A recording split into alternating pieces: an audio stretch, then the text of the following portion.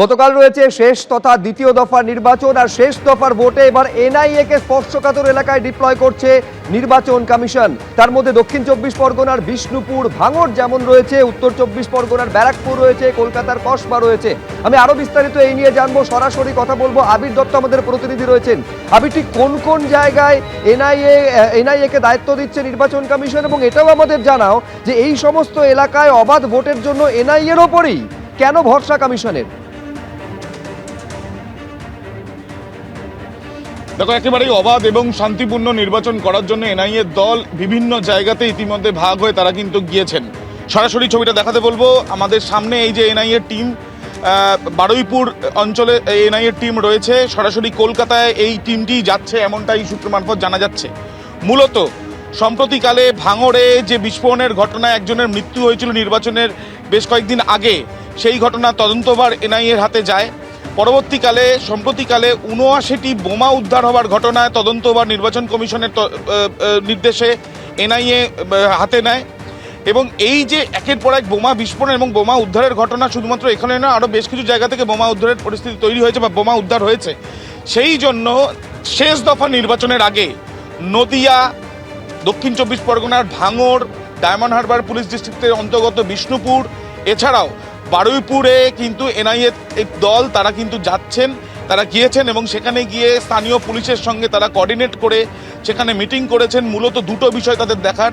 প্রথমত, যেখানে যেখানে বোমা উদ্ধার হয়েছে সেই জায়গাগুলোর বোমা কোথা থেকে এলো বা বোমা সেখানে বানানো হয়েছিল কিনা।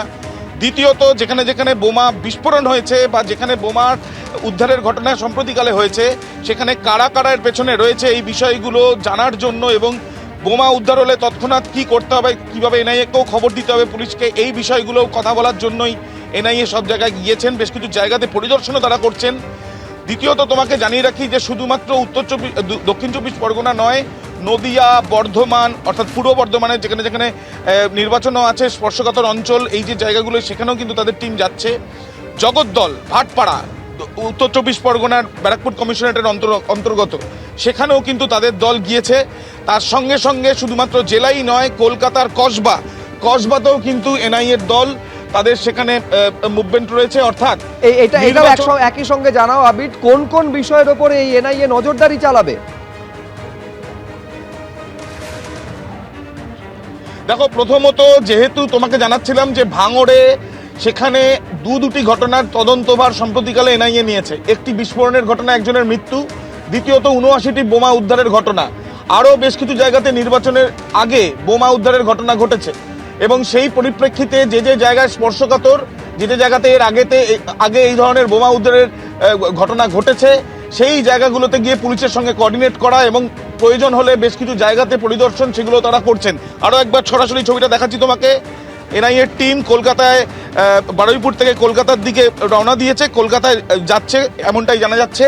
এবং যাতে কোনোভাবে বোমাবাজি করে বা বোমার ভয় দেখিয়ে অবাধ এবং শান্তিপূর্ণ নির্বাচন যাতে বিঘ্নিত না ঘটানো যায়, সাধারণ ভোটাররা যাতে অভয় পান, সেই বিষয়টা নিশ্চিত করার জন্যই এনআইএর তরফ থেকে এই তৎপরতা। একাধিক টিমে ভাগ হয়ে তারা কিন্তু জেলা থেকে আরম্ভ করে কলকাতায় তাদের এই যে পরিদর্শন থেকে আরম্ভ করে পুলিশের সঙ্গে কোঅর্ডিনেশন। আবির, ধন্যবাদ। এবিপি আনন্দ, এগিয়ে থাকে, এগিয়ে রাখে।